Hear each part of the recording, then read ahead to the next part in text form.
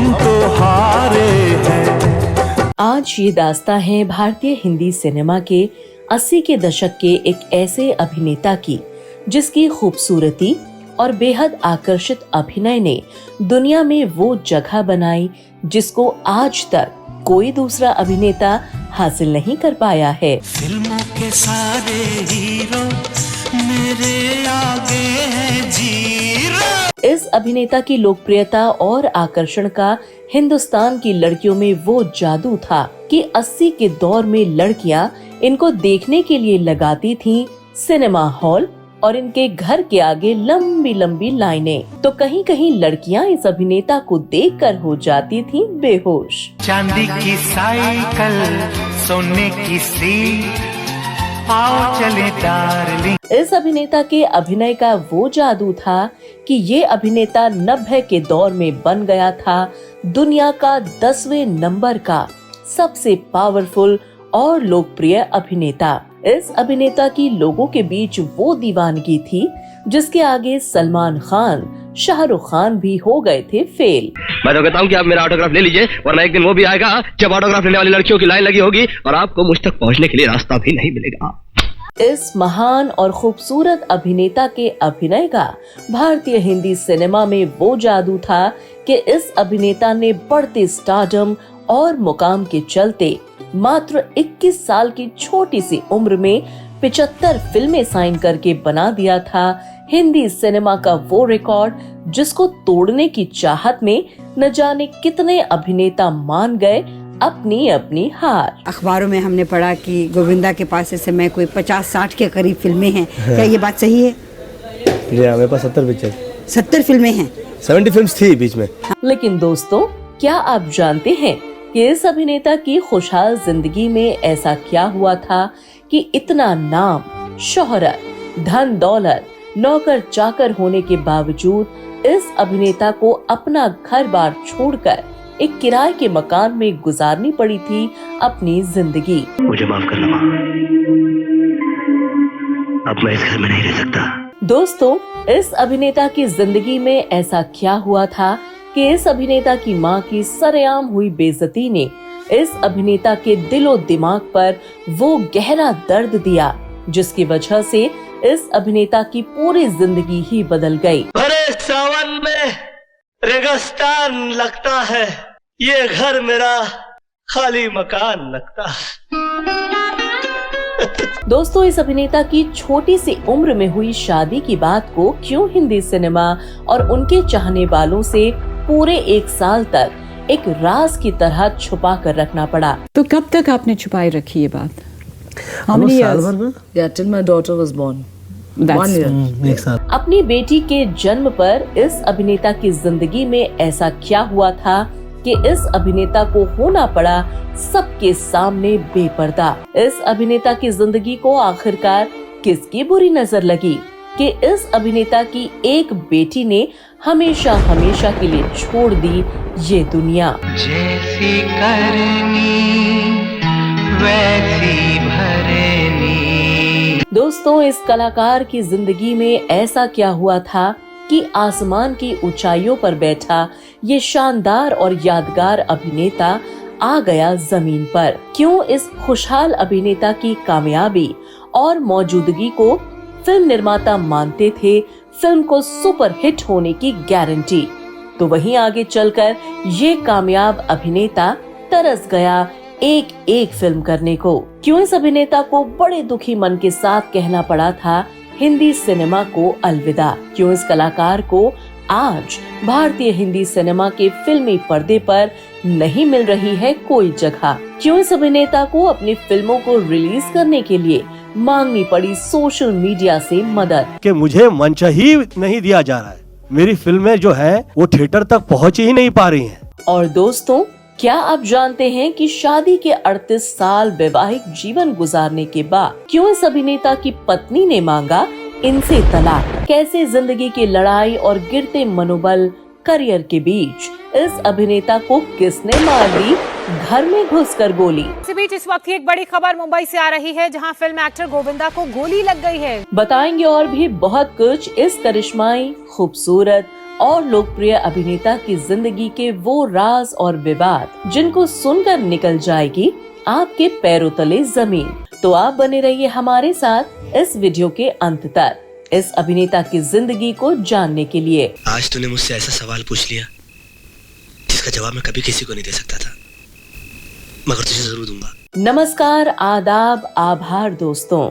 आज हम अपने शो में बात कर रहे हैं एक ऐसे अभिनेता की जिसने जिंदगी में अमीरी भी देखी और गरीबी भी, लेकिन जिंदगी के उतार चढ़ाव में इस अभिनेता ने कड़ी मेहनत और लगन के साथ गिरते पड़ते अपनी जिंदगी को वो मुकाम दिया जिसको आज तक किसी और अभिनेता के लिए हासिल करना एक सपने जैसा है। इस अभिनेता को पूरी दुनिया में वो नाम, वो शोहरत और कामयाबी मिली जिसकी वजह से ये अभिनेता जाना गया गोविंद अरुण आहूजा, यानी हम सबके चहीते गोविंदा के नाम से।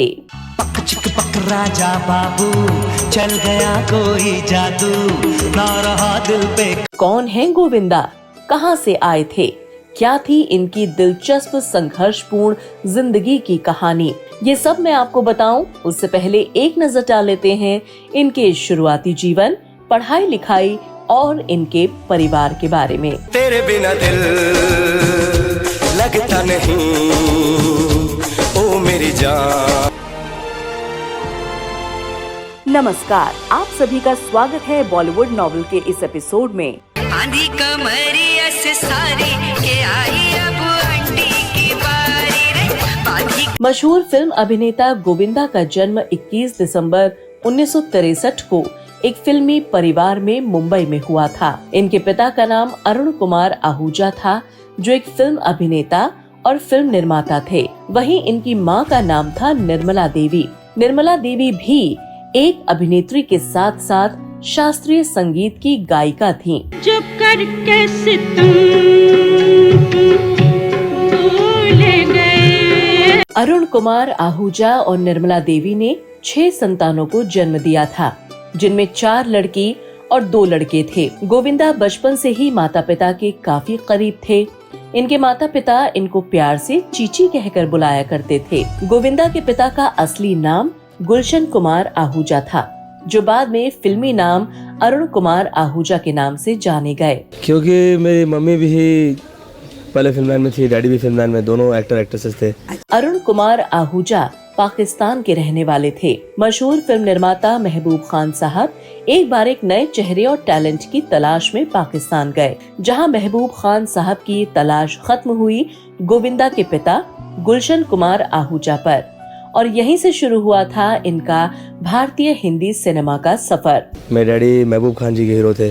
साल 1939 में महबूब खान जी ने एक फिल्म बनाई, एक ही रास्ता, और इसी फिल्म से गुलशन कुमार आहूजा जी ने शुरुआत की अपने फिल्मी सफर की। अरुण कुमार आहूजा अभिनय और संगीत गायन के धनी थे, इसलिए अरुण जी महबूब खान साहब के चहीते बन गए और उनकी फिल्मों में कई मुख्य किरदारों में नजर आए। अरुण जी ने 40 से 50 के दशक के बीच लगभग 30 फिल्मों में काम किया, जिसमें औरत, आजाद, सवेरा, आम्रपाली, करवा, छोटी माँ जैसी फिल्में शामिल हैं। जब अरुण जी सवेरा फिल्म कर रहे थे तो उस फिल्म की नायिका और गायिका निर्मला देवी से उन्हें मोहब्बत हो गई, जो आगे चलकर साल 1942 में विवाह करके इनकी पत्नी और गोविंदा की मां बनी। बदलते दौर और नए फिल्म अभिनेताओं के फिल्म इंडस्ट्री में आने के कारण अरुण जी को फिल्मों में काम मिलना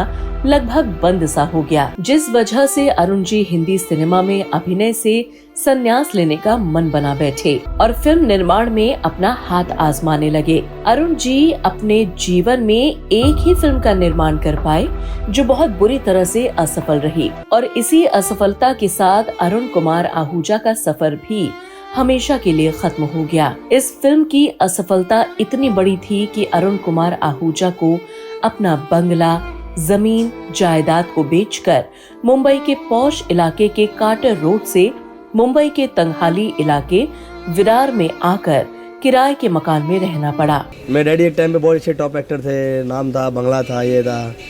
फिर विरार चले गए हम लोग, गरीबी में दिन निकाला। यहाँ इस परिवार ने वो सब कुछ देखा, वो सब कुछ सहा जिसकी कल्पना भी किसी ने नहीं की थी। जो परिवार अभी तक ऐशो आराम की जिंदगी में था, वो अब पैदल चलने के लिए मजबूर था। जिंदगी में मिली इतनी नाकामी और दुख से गोविंदा के पिता टूट गए और वो अब इसी दुख में बीमार रहने लगे और इसी सब के चलते वो फिर कभी किसी भी लाइमलाइट में नहीं आए और साल 1998 में इस दुनिया को अलविदा कह गए। वहीं गोविंदा की मां निर्मला देवी भी फिल्मों में अभिनेत्री के साथ एक गायिका भी थीं। और अभी मम्मी क्लासिकल सिंगर हैं। परिवार के बुरे दौर में इन्होंने बड़ी ही कुशलता से अपने परिवार को बांध के रखा और एक रेडियो स्टेशन में काम करके अपने सभी बच्चों का पालन पोषण किया। गोविंदा की मां ने जिंदगी के दुखों को बहुत करीब से झेला था। जो हाल गोविंदा के पिता का हुआ था भारतीय हिंदी सिनेमा में, इसलिए गोविंदा की मां कभी भी उनको फिल्मों में जाने नहीं देना चाहती थी। गोविंदा ने अपने स्कूल और कॉलेज की पढ़ाई मुंबई से पूरी की है। गोविंदा की मां चाहती थी कि उनका बेटा किसी बैंक में नौकरी करे, इसलिए मां की बात मानते हुए गोविंदा ने कई जगह नौकरी पाने की कोशिश की, लेकिन उनको कहीं भी सफलता नहीं मिली। देखो भैया, इस तरह सारा दिन भटकने से नौकरी नहीं मिलेगी। गोविंदा ने मुंबई के होटल ताज में भी मैनेजर की नौकरी की कोशिश की, लेकिन अंग्रेजी भाषा की कम जानकारी होने की वजह से ये नौकरी गोविंदा को नहीं मिली। लेकिन शायद गोविंदा की किस्मत तो उनके लिए कुछ और ही सोच चुकी थी। गोविंदा जब अपनी जिंदगी के इस बुरे दौर से गुजर रहे थे, तो ऐसे में गोविंदा ने उस दौर में एक ऐसी फिल्म देखी जिसने गोविंदा की जिंदगी को पूरी तरह से बदलने का काम किया, और वो फिल्म थी मिथुन चक्रवर्ती की film disco dancer. I am a disco dancer. I am a disco dancer. इस फिल्म में गोविंदा मिथुन चक्रवर्ती के किरदार और डांस से बेहद प्रभावित हुए और गोविंदा ने घर वालों और अपनी मां से छुपकर अपनी डांस और अभिनय के वीडियो बनाकर उनको कैसेट में रिकॉर्ड करके फिल्म निर्माताओं के ऑफिस और घर भेजने लगे। तो वहीं ये कई फिल्म निर्माताओं के यहाँ फिल्म के ऑडिशंस भी देने लगे थे। तू ये सब डायलॉग बोलेगा? हाँ, मेरे को याद है ना डायलॉग। इतना लंबा डायलॉग उधर जाके बोलेगा तू कैमरे के सामने? गोविंदा के घर की आर्थिक स्थिति अच्छी नहीं थी और इसीलिए गोविंदा घर में कुछ पैसे देकर मदद करना चाहते थे, लेकिन उनको कहीं भी कामयाबी हासिल नहीं हो रही थी। गोविंदा दिन रात बस अपने हीरो बनने के सपने को लेकर जीने लगे। गोविंदा की ये दिन रात की मेहनत एक दिन रंग लेकर आई और गोविंदा को इनकी पहली फिल्म साल 1986 में मिली। फिल्म का नाम था इल्जाम।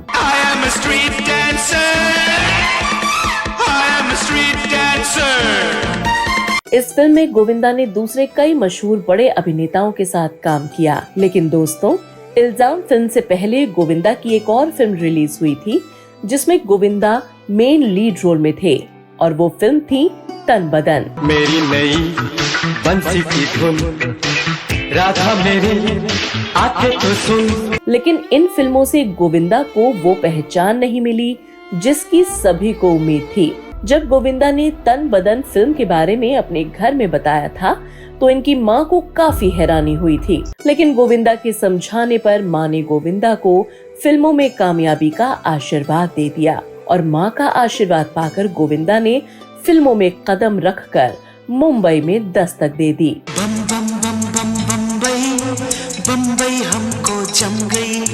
बम बम बम। इन दोनों फिल्मों के बाद गोविंदा पर नजर पड़ी फिल्म निर्माता B.R. चोपड़ा की, जो उन दिनों मशहूर टीवी शो महाभारत बना रहे थे।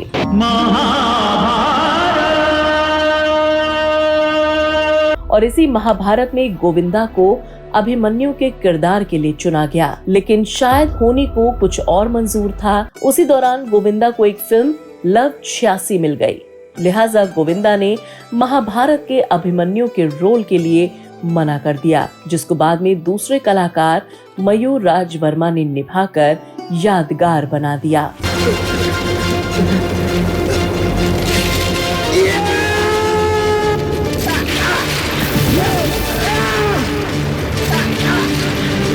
गोविंदा ने लव 86 फिल्म के लिए B.R. चोपड़ा को मना किया था। जब गोविंदा की ये फिल्म बनकर तैयार हुई और लोगों के बीच पहुंची तो फिल्म ने कमाल कर दिया। इस फिल्म ने उस दौर में रिकॉर्ड तोड़ कमाई की और इस फिल्म की सफलता ने गोविंदा को रातों रात स्टार बना दिया। इस फिल्म की कामयाबी ने जमीन पर खड़े गोविंदा को आसमान पर सफलता की ऊंचाइयों के शीर्ष पायदान पर बैठा दिया। इस फिल्म और गोविंदा की सफलता का अंदाजा आप इस बात से लगा सकते हैं कि सिर्फ एक इस फिल्म की वजह से गोविंदा ने इसी साल लगभग 70 फिल्मों को साइन कर लिया था। सच पूछिए तो तबस्सुम जी, मुझे सब कुछ चमत्कार सा लगता है। गोविंदा के पास फिल्मों की एक लंबी लाइन थी। गोविंदा दिन रात काम करते थे। गोविंदा ने अपने आप को फिल्मों की शूटिंग में इस तरह से झोंक दिया था कि हालात ये हो गए थे कि गोविंदा की तबीयत फिल्म के सेट्स पर खराब हो जाया करती थी। तब ये सब देखकर मशहूर फिल्म अभिनेता दिलीप कुमार जी ने गोविंदा से कहा कि इतना काम ठीक नहीं है, तुम अपनी इन 70 फिल्मों से कुछ फिल्मों को छोड़ क्यों नहीं देते हो। तो गोविंदा ने दिलीप कुमार जी की बात मानते हुए 25 फिल्मों को छोड़ दिया था। मैं हूँ बुज़दिल, मैं हूँ कायर, हाँ मैं हूँ बुज़दिल, मैं हूँ कायर। हाँ ये सच है कि तुम्हारी ये ढाल मेरी जिंदगी की सबसे बड़ी कमजोरी है। गोविंदा अपनी कड़ी मेहनत और लगन के साथ काम कर रहे थे। ये पहले ऐसे अभिनेता थे जो हर साल 10 या 15 फिल्में भारतीय हिंदी सिनेमा को दे रहे थे, जिसमें इनके किरदारों, संगीत, एक्शन की खूब तारीफ होती थी। गोविंदा एक से बढ़कर एक फिल्में कर रहे थे, जिसमें ये अपने अभिनय की यादगार छाप छोड़ रहे थे। मगर गरीब मरना सबसे बड़ा जुर्म है, सबसे बड़ा पाप है। Bravo, Bravo.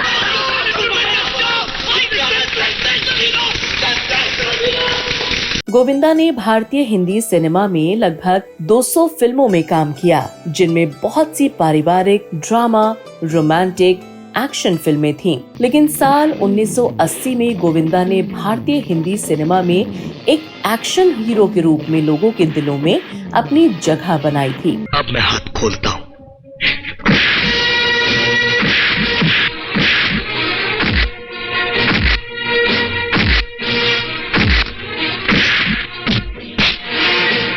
जहां गोविंदा 80 के दशक में फिल्मी पर्दे पर छाए रहे, तो वहीं 90 के दौर में गोविंदा ने अपनी पहचान एक हास्य अभिनेता के रूप में बनाई। 1990 से लेकर 1999 तक के बीच का समय उनके लिए काफी अच्छा रहा। गोविंदा की फिल्म को जहां अब आलोचकों और दर्शकों ने खूब सराहा, साथ ही साथ गोविंदा की फिल्में बॉक्स ऑफिस पर भी धूम मचाती रहीं और गोविंदा पर पैसों की बारिश होने लगी हर तरफ से। और गोविंदा अपनी इसी कामयाबी के उच्च पायदान पर बैठकर हिंदी सिनेमा को स्वर्ग, भाभी, हत्या, जंगबाज, घर घर की कहानी, जैसी करनी वैसी भरनी, हम, आंखें, खुददार, आंदोलन, हथकड़ी, राजा बाबू, साजन चले ससुराल, दीवाना मस्ताना, नसीब, शोला और Shabnam, Coolie number 1, hero number 1, aunty number 1, Dulhe राजा, हसीना मान जाएगी, भागम भाग और हॉलिडे जैसी हिट और सुपर हिट फिल्म हम सभी को दी। और गोविंदा खास तौर पर इन्हीं फिल्मों के लिए याद भी किए जाते हैं। मेरा दिल न... गोविंदा के पास अब सब कुछ था। गोविंदा जो फिल्मों की कामयाबी से पहले विरार में किराए के मकान में रहते थे, वो करोड़ों रुपए के घर में आ गए। किस्मत हर तरफ से उनका साथ दे रही थी। लेकिन वो कहते हैं ना कि सुख के साथ दुख भी कहीं ना कहीं जिंदगी के अंदर दाखिल हो जाता है, और ऐसा ही होने वाला था गोविंदा के साथ भी। आज बद्दुआओं का नहीं, आशीर्वाद का दिन है। बहुत बड़ी खुशखबरी है माँ। उनकी किस्मत अब उनको जिंदगी के वो रंग रूप दिखाने वाली थी जिसके लिए गोविंदा कभी सोच भी नहीं सकते थे। दरअसल साल 2000 आते आते गोविंदा की जिंदगी में वो समय भी आया जब इनकी अधिकांश फिल्में अब भारतीय हिंदी सिनेमा के घरों में असफल होने लगी। और यही वो समय था जब गोविंदा ने अपने आप को आसमान की ऊंचाइयों से जमीन पर गिरते हुए देखा था। दोस्तों, ये कितनी हैरानी की बात है कि जिस अभिनेता ने हिंदी सिनेमा को एक से बढ़कर एक फिल्में दी हो, वो आज नाकामी की मार झेल रहा है। शिकवा नहीं किसी से किसी से गिला। गोविंदा की जिंदगी में वक्त पूरी तरह से बदल गया था। जो गोविंदा एक साल में 10-10 हिट और सुपर हिट फिल्में हिंदी सिनेमा को दे रहे थे, वो आज एक हिट को देखने के लिए तरस गए। साल 2006 के बाद गोविंदा ने एक बार फिर फिल्मी दुनिया में धमाकेदार एंट्री मारी और इस दौरान गोविंदा ने पार्टनर, भागम भाग, लाइफ पार्टनर, रावण, किल दिल, हॉलिडे, हैप्पी एंडिंग जैसी फिल्मों से लोगों का मनोरंजन किया। सोनी ते नक दे सोने लगदे मैनू, सोनी ते नक दे सोने लगदे। इसके बाद साल 2017 में गोविंदा ने एक फिल्म आ गया हीरो का निर्माण भी किया। आ गया हीरो, टन टन टन टन, छा गया हीरो, टन टन टन टन, जिसमें गोविंदा खुद मुख्य भूमिका में थे। गोविंदा की ये फिल्म बुरी तरह से फ्लॉप साबित हुई। गोविंदा जब हिंदी सिनेमा में आए थे तो वो दौर एक्शन रोमांस फिल्मों का था। उस समय कॉमेडी के क्षेत्र में कोई ऐसा हीरो नहीं था जो फिल्मों में लीड रोल निभा सके। गोविंदा के आगमन ने हिंदी फिल्मों में एक बार फिर से कॉमेडी को जिंदा कर दिया था। ये कहना गलत नहीं होगा कि गोविंदा न सिर्फ कॉमेडी में बेहतरीन थे, बल्कि डांस और ड्रामा में भी उनका कोई जवाब नहीं था। गोविंदा की लोकप्रियता और अभिनय प्रतिभा का अंदाजा इसी बात से लगाया जा सकता है कि साल 1999 में बीबीसी न्यूज के द्वारा उनको पूरी दुनिया में रंगमंच के 10वें सबसे महान और पावरफुल सितारे के रूप में सम्मानित किया गया। फिल्मों के सारे हीरो मेरे आगे हैं जीरो। दोस्तों, ये तो था गोविंदा का फिल्मी सफर। अब बात करते हैं गोविंदा की जिंदगी के दूसरे पड़ाव की, जो था राजनीति। जहां एक तरफ गोविंदा ने फिल्म जगत में अपना लोहा मनवाया, तो वहीं गोविंदा ने राजनीतिक क्षेत्र में भी अपना अहम योगदान दिया। महाराष्ट्र मुंबई के उत्तर क्षेत्र में गोविंदा ने भारतीय राष्ट्रीय कांग्रेस पार्टी की तरफ से साल 2004 में 7वें संसद के रूप में चुनाव लड़ा और विजय भी रहे। और सोनिया जी ने मुझे आशीर्वाद दिया, उसकी लाज बनी रहे। धन्यवाद। कलाकार से राजनेता बने गोविंदा अब संसद की सीढ़ियां चढ़ गए, लेकिन वहां से भी इनको गिरने में देर नहीं लगी। गोविंदा अपने इस समय में न तो जनता को समय दे पाए, न ही संसद को। लिहाजा ये राजनीति से दरकिनार होते हुए फिर से हिंदी सिनेमा में लौट गए। पहले मैं देखूंगा, सुनूंगा, और देखने और सुनने के बाद मुझे जो समझ में आएगा मैं आप लोगों के सामने बोलना शुरू करूंगा। दोस्तों, ये रहा गोविंदा का राजनीति का सफर, जिसमें ये कोई खास कमाल नहीं कर पाए। अब बात करते हैं हम गोविंदा की निजी जिंदगी और उन विवादों की जिनकी वजह से गोविंदा आज तक सुर्खियों में बने हुए हैं। याद रखो, जो लोग वक्त के धारे में कागज की नाव की तरह बह जाते हैं, उन्हें एक मामूली सी लहर भी डुबा देती है। दरअसल गोविंदा ने अपने शुरुआती फिल्मी सफर के दौरान साल 1987 में सुनीता मुंजाल नाम की लड़की से प्रेम विवाह कर लिया था। तेरे प्यार ने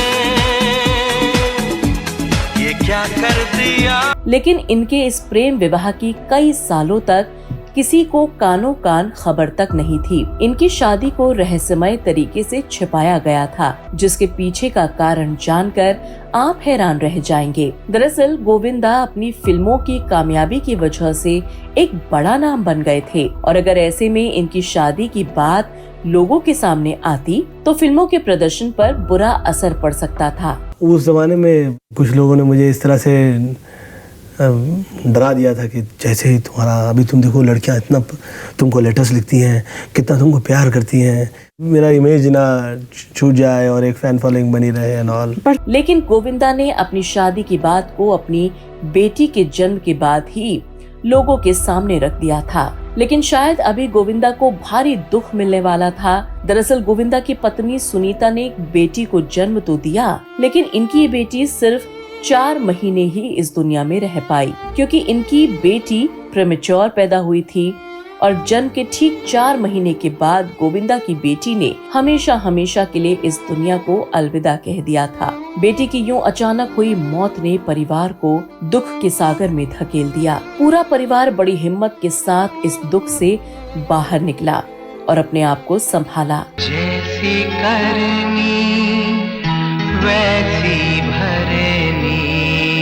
इसके बाद सुनीता ने एक और बेटी टीना आहूजा और बेटे यशवर्धन आहूजा को जन्म दिया। सुनीता जहां गोविंदा का काम संभालती हैं, तो वहीं इनकी बेटी नर्मदा आहूजा और फिल्मी नाम टीना आहूजा के नाम से जानी जाती हैं। वो भारतीय हिंदी सिनेमा में अपनी दस्तक दे चुकी हैं। हालांकि टीना को बॉलीवुड में अभी वो कामयाबी नहीं मिली है, जिसके लिए इन्होंने हिंदी सिनेमा में कदम रखा था। तुझे देखने की तमन्ना करता है दिल हर दफा।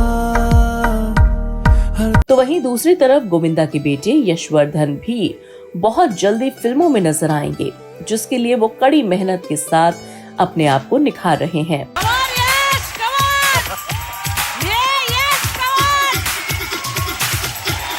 अब बात करते हैं गोविंदा की जिंदगी के दूसरे ऐसे रंगरूप की, जिसमें गोविंदा की आशिकी के चर्चे भी किसी फिल्म की सफलता से कम नहीं है। गोविंदा की जिंदगी में अगर प्रेम संबंधों की बात होती है, तो सबसे पहले नाम आता है मशहूर फिल्म अभिनेत्री नीलम कोठारी का।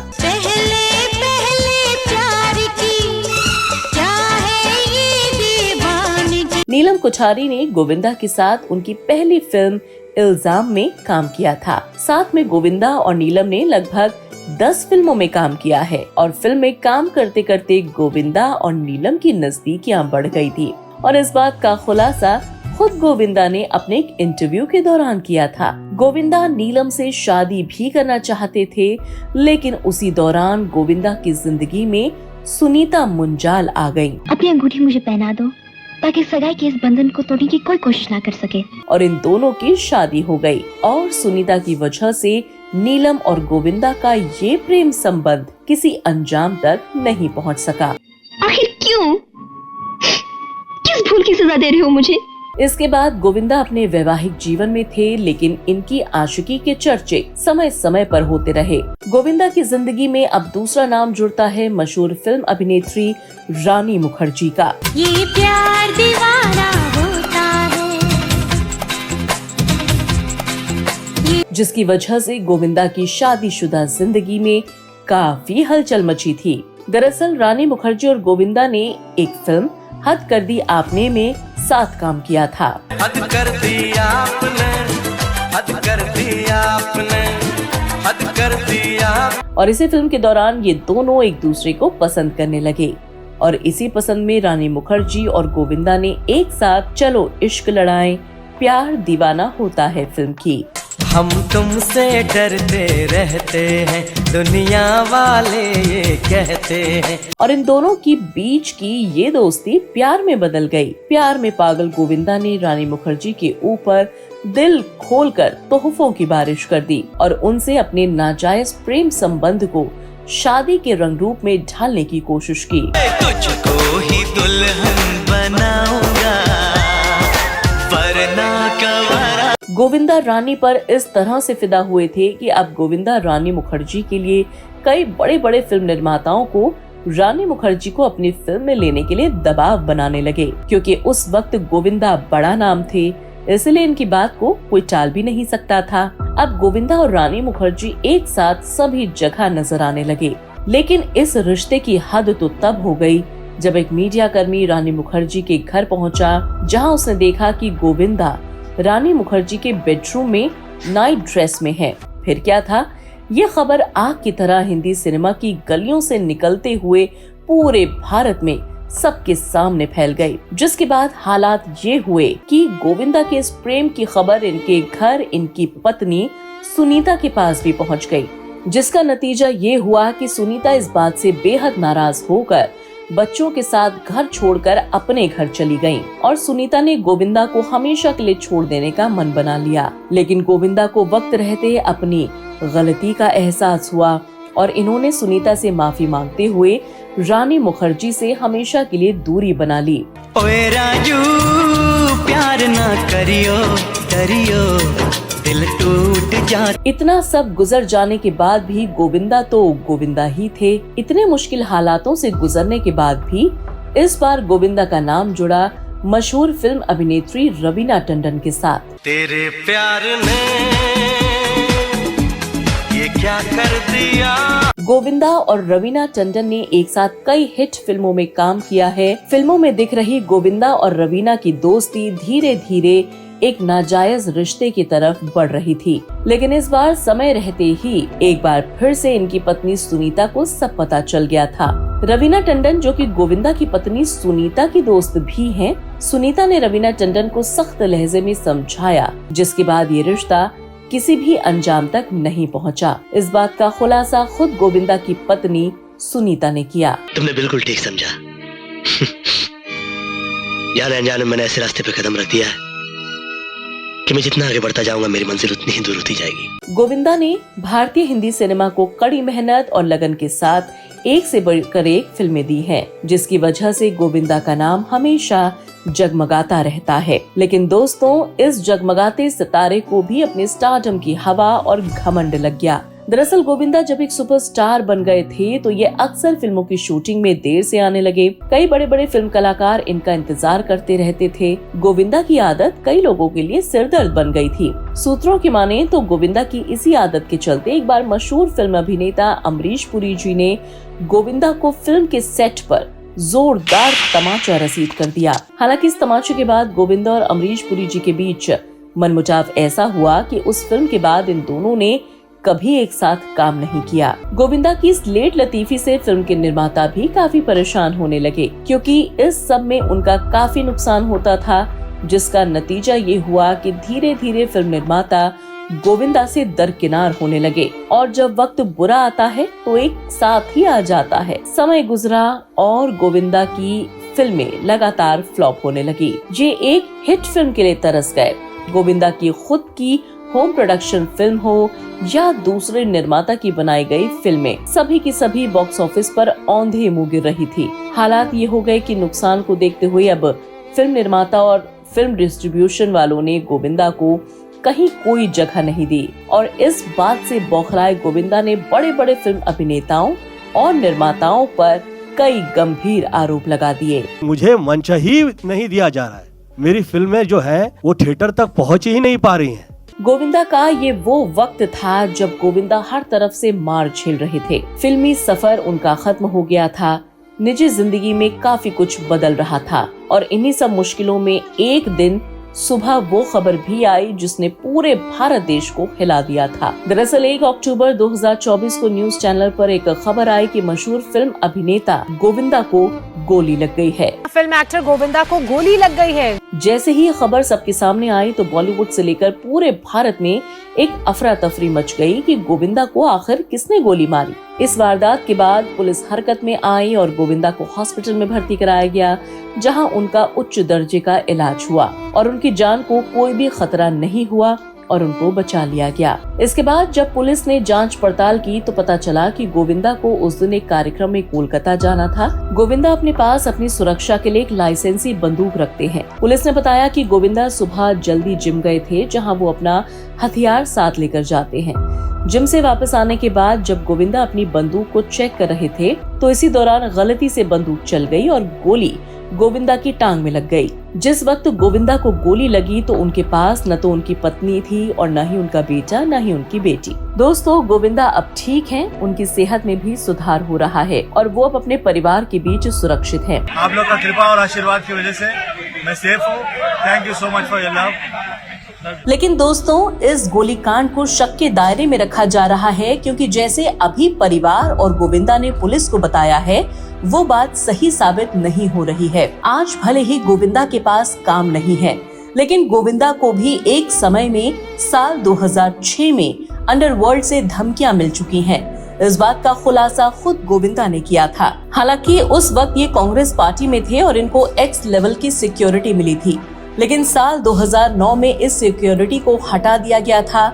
गोविंदा आज इस घटना को हादसे का नाम दे रहे हैं, लेकिन उनकी ये घटना गोविंदा को कटघरे में खड़ा करती है। दोस्तों, अब हम जो कहने जा रहे हैं उससे गोविंदा के चाहने वाले नाराज हो सकते हैं, लेकिन हम अपनी बात कहने से पीछे नहीं हटेंगे। इस बात को हम प्रमाणित तो नहीं कर सकते हैं, लेकिन इसकी संभावना से भी पीछे नहीं हटा जा सकता। सूत्रों की माने तो इस घटना के पीछे गोविंदा का पब्लिसिटी स्टंट भी हो सकता है, क्योंकि गोविंदा का फिल्मी सफर पूरी तरह से खत्म हो चुका है। आज गोविंदा पूरी तरह से घर पर बैठ गए हैं। नाकामी ने गोविंदा का दामन ऐसे थामा कि आज तक गोविंदा नाकामी की मार झेल रहे हैं। पीछे 5 साल में गोविंदा किसी भी फिल्म में दिखाई नहीं दिए। उनकी आखिरी फिल्म थी रंगीला राजा, जो साल 2019 में रिलीज हुई थी। जिस एक्टर ने सालों तक स्टारडम देखा हो, उसे अचानक उनका ये स्टारडम छीन लिया जाए तो उसकी हालत बिना पानी के मछली जैसी हो जाती है। ऐसा ही हाल अब गोविंदा का भी हो गया है। गोविंदा आज भी अपनी इस नाकामी को कबूल नहीं कर पा रहे हैं। आज हालात ये हैं कि गोविंदा कहीं नजर नहीं आते हैं। उनकी कहीं भी कोई भी चर्चा नहीं होती है और न ही उन्हें कोई काम देता है। लेकिन गोली लगने के बाद अचानक गोविंदा सुर्खियों में आ गए। मीडिया से लेकर सोशल मीडिया में सिर्फ और सिर्फ उनकी ही खबरें थीं। उनके चाहने वाले उनकी सलामती की दुआ मांग रहे थे। अस्पताल में गोविंदा को देखने वालों का तांता लग गया। बॉलीवुड से लेकर राजनेता तक उनको वहां देखने पहुंचे। आपके आशीर्वाद से, सब फैंस लोग के, आप लोग सबके आशीर्वाद से सर एकदम ठीक हो गए। क्योंकि मैं खुद मिल के आ रहा हूँ, इम्प्रूवमेंट है। सबसे बड़ी ईश्वर की कृपा ये रही है, मतलब ये सब लोगों का प्यार रहा है, जितने लोग उनको प्यार करते हैं। इस घटना के बाद गोविंदा लाइमलाइट में आए। दोस्तों, आपको क्या लगता है कि इस घटना के पीछे गोविंदा का खुद का हाथ है या गोविंदा सच में किसी खतरे के बीच जी रहे हैं, या फिर गोविंदा अपना स्टारडम खोने की वजह से किसी डिप्रेशन का शिकार हो चुके हैं? दोस्तों, आप क्या सोचते हैं? अपनी बात कमेंट के जरिए हम सभी के साथ जरूर शेयर करें। जहां गोविंदा अपनी जिंदगी में कई मुसीबतों और विवादों में रहे, तो वहीं वो सुर्खियां भी बटोर चुके हैं, जिनकी चर्चा आज तक होती है। दोस्तों, ये तो हम सभी जानते हैं कि गोविंदा का परिवार बड़ा है। मशहूर एक्टर और हास्य कलाकार कृष्णा गोविंदा के भांजे हैं और कृष्णा वही लड़के हैं जिनके जन्म के लिए गोविंदा ने मां वैष्णो देवी के दरबार में मन्नत मांगी थी। ये बहुत लोग नहीं जानते हैं, मैं इन्हीं की मन्नत की वजह से पैदा हुआ हूँ। इन्होंने मन्नत मांगी थी वैष्णो देवी में। लेकिन आज इस परिवार में मामा भांजे में कुछ ठीक नहीं है। इस मामा भांजे के रिश्ते के बीच आज पारिवारिक विवाद और मनमुटाव आ चुका है, जिसकी वजह गोविंदा की पत्नी सुनीता को माना जाता है। लेकिन इनके इस झगड़े की असली वजह आज तक किसी के सामने नहीं आई। मेरी जो मामी है वो काफी प्रॉब्लम क्रिएट करती हैं। लेकिन आज गोविंदा को गोली लगने के बाद इनके रिश्ते में काफी सुधार हुआ है और दोस्तों, हम भी यही उम्मीद करते हैं कि जल्दी ही मामा भांजे का ये रिश्ता फिर से मजबूत हो जाए। कुछ दिन पहले जब मुझे गोली लग गई थी तो आके कितना रोया, अब लेग पीस पे जोक सुना रहा है। दोस्तों, जहां गोविंदा अपने गोली कांड के बाद काफी सुर्खियों में रहे हैं, तो वहीं अब इनके तलाक की खबरों ने पूरे देश में हलचल मचा रखी है। 38 साल की गोविंदा और सुनीता की ये शादी क्या अब सच में तलाक के मुहाने पर आ गई है? क्या गोविंदा बुढ़ापे में तलाक लेंगे या ये सिर्फ एक अफवाह है? दोस्तों, दरअसल एक समय ऐसा था कि गोविंदा और सुनीता के रिश्ते में गोविंदा के एक अफेयर के चलते काफी ज्यादा बात बिगड़ गई थी, जिसकी वजह से उस वक्त सुनीता तलाक के लिए अर्जी दे रही थी। लेकिन गोविंदा और सुनीता के आपसी तालमेल और समझदारी से ये तलाक टल गया। लेकिन आज सुनीता की उसी अर्जी को सोशल मीडिया में इस तरह भुनाया गया कि गोविंदा के इस रिश्ते को तलाक के रूप में लोगों के बीच चर्चा में लाया जा रहा है, जबकि आज इस बात में कोई सच्चाई नहीं है।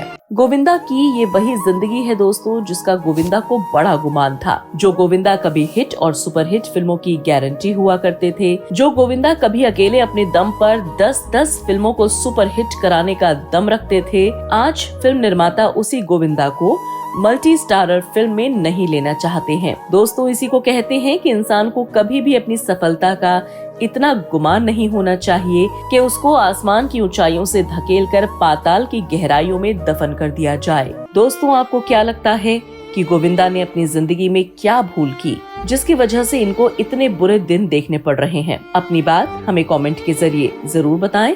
आपके जवाब का हम इंतजार करेंगे। तो दोस्तों, ये तो था मशहूर फिल्म अभिनेता गोविंदा का फिल्मी सफर और निजी जीवन, जिसको हमने आपके सामने रखा। गोविंदा ने इसी हिंदी सिनेमा में वो स्टारडम भी देखा और अपने आप को स्टारडम से गिरते हुए भी देखा। गोविंदा हिंदुस्तान के सिनेमा का वो नाम है जिसको शायद ही कभी कोई भुला पाएगा। गोविंदा आज भले ही फिल्मों में कम ही नजर आते हैं, लेकिन उनकी सभी फिल्म, संगीत और बेमिसाल कॉमेडी उनको हमेशा उनके चाहने वालों के दिल और सिनेमा के इतिहास में जिंदा रखेगी। दोस्तों, गोविंदा हमेशा स्वस्थ रहें और परिवार के बीच रहें, ऐसी कामना करती हूँ बॉलीवुड नॉवेल की पूरी टीम के साथ। दोस्तों, गोविंदा की जीवनी को बनाते वक्त अगर हमसे कोई भी जानकारी रह गई हो या अधूरी जानकारी हो तो उसके लिए मुझे माफ करने की कृपा करें। दोस्तों, आपको आज का हमारा शो अच्छा लगा हो तो इस वीडियो को like, share, comment and subscribe करना बिल्कुल न भूलें। बहुत जल्द एक बार फिर से आपके सामने किसी और अभिनेता या अभिनेत्री की जिंदगी को लेकर